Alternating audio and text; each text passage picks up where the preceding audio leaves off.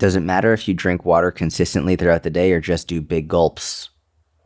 Love questions like this. Shout out. Will save for travel.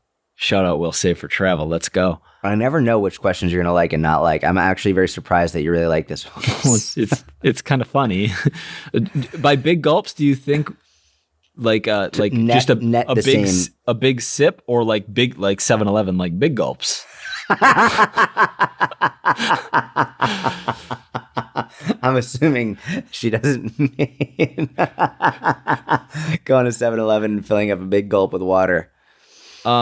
Or just to have a big gulp from 7-Eleven.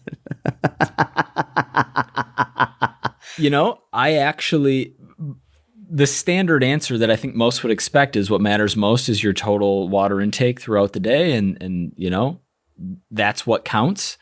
I disagree. I think there's a lot of merit for a lot of people to kind of consistently sipping water throughout the day, because I've heard so many people who don't like drinking water, quote unquote. I don't like drinking water, were people who, when they drank water, they would drink like 10, 12, 14, 16 ounces at a time. They just chug their water, and they always felt really full and felt really uncomfortable as a result of drinking water.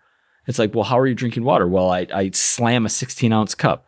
It's like, well, yeah, then you're going to feel a little bit full and you're going to feel that liquid rumbling in your belly. Like, I think for people who struggle with getting enough water, having it nearby and drinking it consistently and sipping it consistently is beneficial.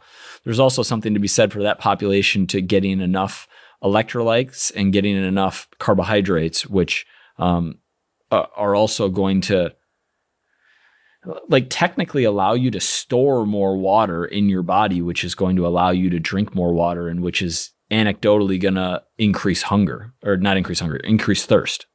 Love that. Do you have a strong opinion on that question?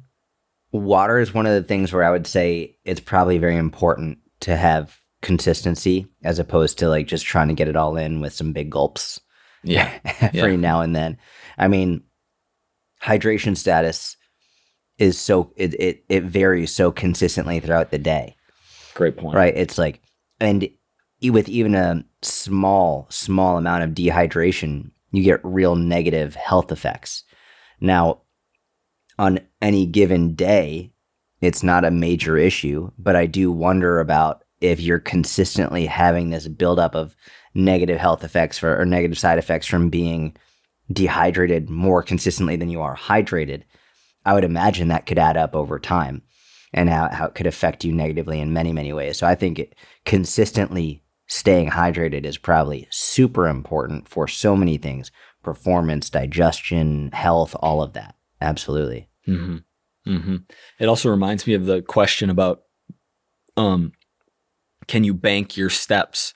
And you talked about that from the psychological perspective of knowing a percentage of the population would not take steps for 4 or 5 days, and then in 1 or 2 days try to get all their steps in for the week. And I'm applying that logic to spreading water out throughout the day versus having big gulps, like not drinking any water and knowing you wanted to have 80 ounces, let's say, and it's 8:00 at night, and then you're trying to get your 80 ounces in before bed. Like, not going to go as well. It's going to be hard to maintain that. Sleep quality is going to suffer. You're going to have to get up during the night, maybe multiple times, use the restroom. Like, there's a lot of benefits to kind of sipping throughout the day.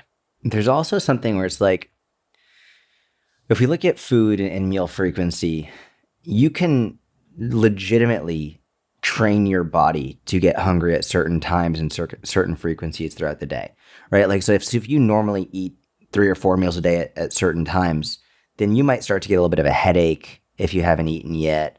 But after a couple of weeks of eating differently, you can completely change that, where you can train your body to be hungry at certain times based on the schedule you follow. If you're dehydrated, if you're dehydrated, you can't train your body to like not have these negative side effects from not drinking sufficient water over any period of time. It's not like you can say like, okay, well, I usually don't drink water for this period of time, so I'm not going to get a headache, or that's not how it works. It's like you need a certain amount of water in order to be hydrated on a consistent basis. And if you are not, then there will be immediate negative effects as a result of it, regardless of whether or not you then get hydrated later in the day. So yeah, I think it's very important to do your best to do it consistently.